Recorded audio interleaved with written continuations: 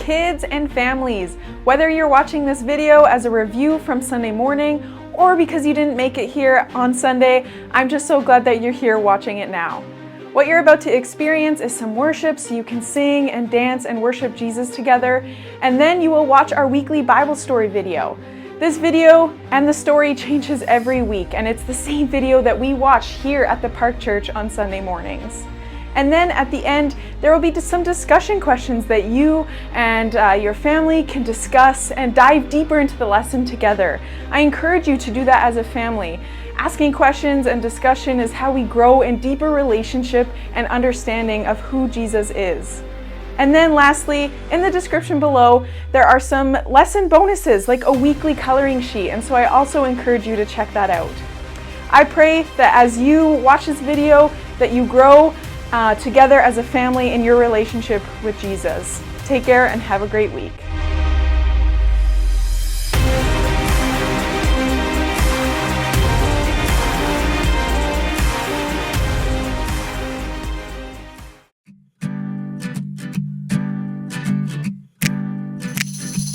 Only God can hang the stars in outer space. Only He can make a rainbow from the rain. Only God can part the seas to make a way. There's nothing He can't do. No, there's nothing He can't do. 'Cause He can do anything, anything at all. He can do anything, anything at all. There's no giant too big, no mountain too tall. I know God is powerful, yeah, anything. He can do anything, anything at all. Only God can hang the stars in outer space. Only He can make a rainbow from the rain. Only God can part the seas to make a way. There's nothing He can't do. No, there's nothing He can't do. 'Cause He can do anything, anything at all. He can do anything, anything at all. There's no giant too big, no mountain too tall. I know God is powerful, yeah, anything. He can do anything, anything at all. What this means is we can trust Him. This means you and me can trust Him. Well, what this means is we can trust Him. Yeah, I know. This means you and me can trust Him.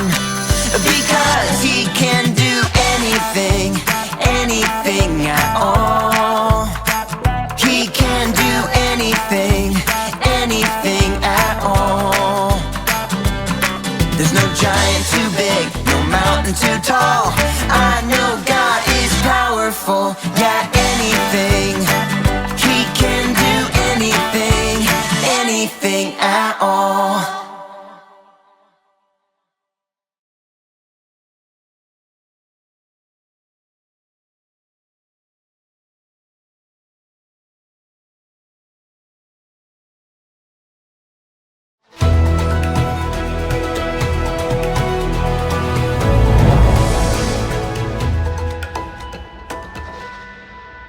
This story is about how God did something amazing, something surprising. Long ago, in the kingdom of Aram, there lived an important man named Naaman. Naaman was the commander of Aram's army. He was brave and well-liked because God gave him success over Aram's enemies. He was such a powerful man that he got pretty much whatever he wanted, and he was used to getting things his way. What are you doing?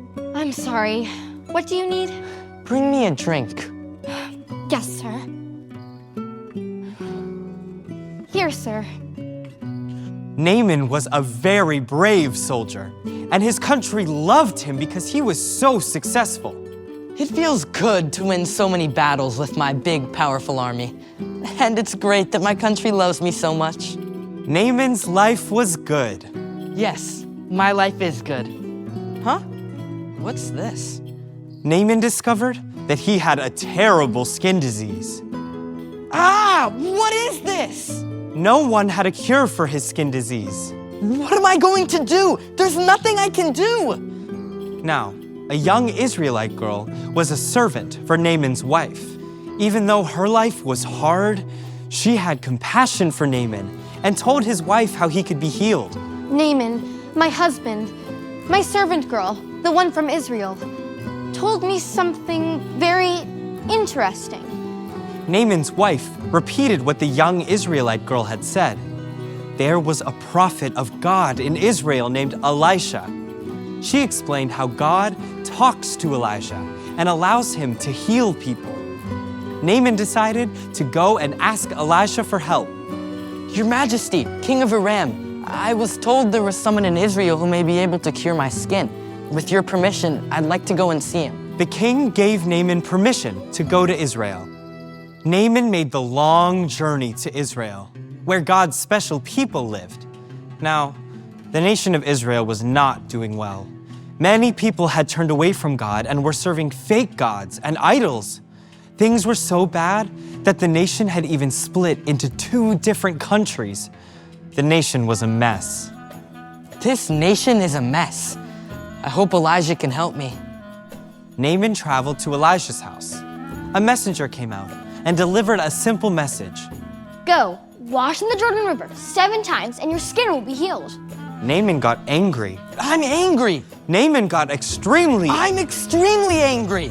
Naaman wanted Elisha to come out to meet him. He wanted Elisha to pray over his disease and have it disappear.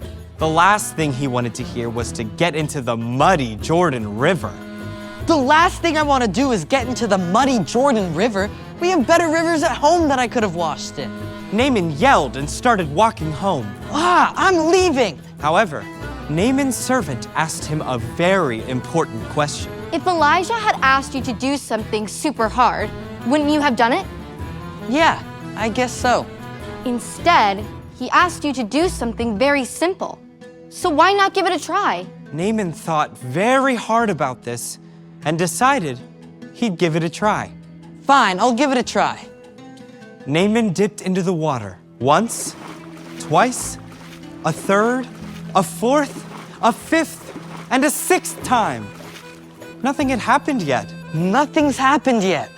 But that final dip was different. When he came up, the disease was completely gone. Naaman was healed. I feel different. I'm completely healed. More than just his outside being healed, his heart was changing.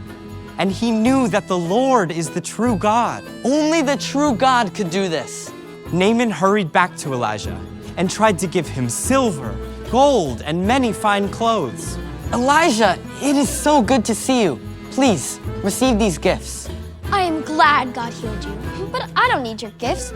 I only want you to know that God lives, unlike the fake gods in Aram. Oh, I'm a changed man. I will only worship the Lord for the rest of my life.